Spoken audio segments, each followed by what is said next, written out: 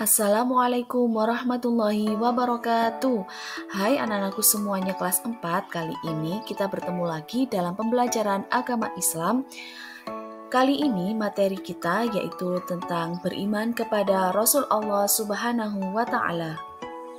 Nah, terkait dengan materi beriman kepada Rasul Allah Subhanahu wa Ta'ala, tujuan pembelajaran kita hari ini adalah yang pertama, peserta didik dapat menyebutkan sifat-sifat Rasul dengan benar. Yang kedua, peserta didik dapat membuat karya wall decor tentang keteladanan sifat Rasul, yaitu sidik, amanah, tabligh, dan fatonah. Sebelum kita mengenal sifat wajib dan sifat mustahil bagi Rasul, Bumita ingin bertanya dulu, kira-kira anak-anak masih ingat tidak rukun iman jumlahnya ada berapa? Nah, rukun iman jumlahnya ada 6 ya anak-anak. Kita mengingat sambil menghafal dengan sebuah lagu ya. Ikuti Bumita bersama-sama. 1, 2, 3. Rukun iman ada 6. 1 Allah, 2 malaikat, 3 kitab, 4 rasul, 5 hari kiamat, yang keenam qadha dan qadar. Nah, jumlah rukun iman itu ada 6. Yang pertama, iman kepada Allah. Yang kedua, iman kepada malaikat. Yang ketiga, iman kepada kitab. Yang keempat, iman kepada rasul. Yang kelima, iman kepada hari kiamat. Dan yang keenam, iman kepada qadha dan qadar. Nah, salah satunya yaitu percaya atau mengimani tentang Rasul, kepada Rasul. Kali ini kita akan belajar tentang rukun iman kepada Rasul. Nah, sambil mengingat dan sambil menghafal, kita nyanyikan sekali lagi ya anak-anak. 1, 2, 3. Rukun iman ada 6. 1 Allah, 2 malaikat, 3 kitab, 4 rasul, 5 hari kiamat, yang keenam qadha dan qadar. Nah, anak-anak tadi sudah mengingat dan mengetahui rukun iman yang jumlahnya ada 6. Lalu apa sih yang dimaksud dengan iman itu? Nah, iman secara bahasa itu artinya percaya. Misalnya, ada sahabatmu berkata, "Di saku celanaku ada uang sebanyak 10.000 rupiah." Hatimu membenarkan yang diucapkan sahabatmu. Itu berarti kamu percaya ada uang dalam saku.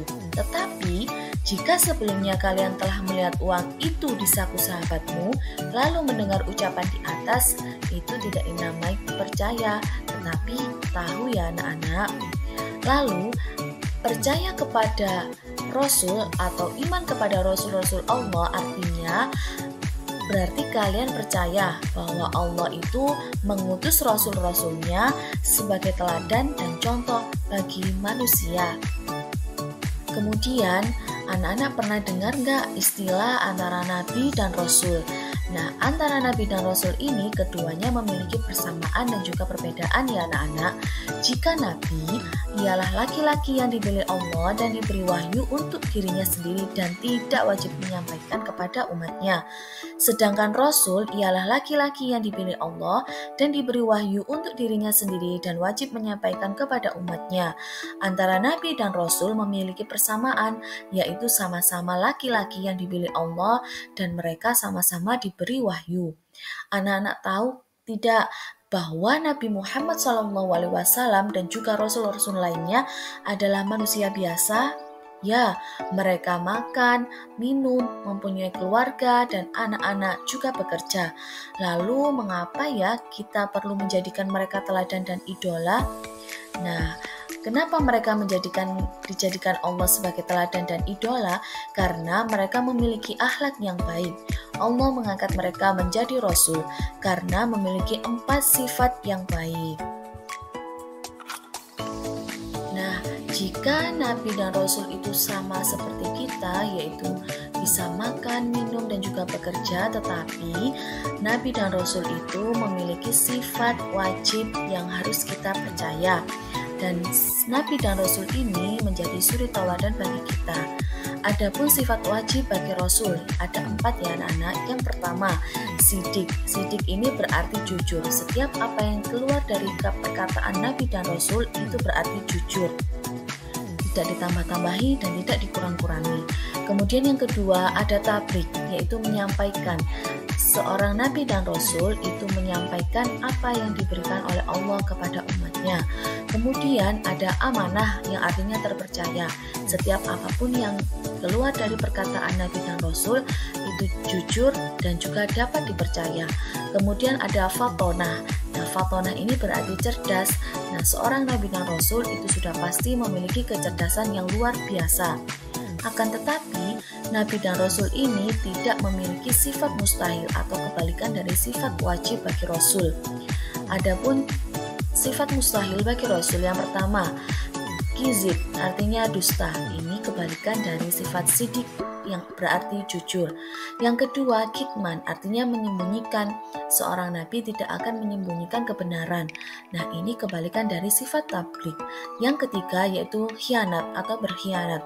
Apapun yang diberikan Allah kepada nabi, mereka akan menyampaikan kepada umatnya dan tidak akan berkhianat. Kemudian baladah yang berarti bodoh. Seorang nabi dan rasul tidak mungkin memiliki sifat bodoh karena mereka sudah terlahir mempunyai kecerdasan yang luar biasa.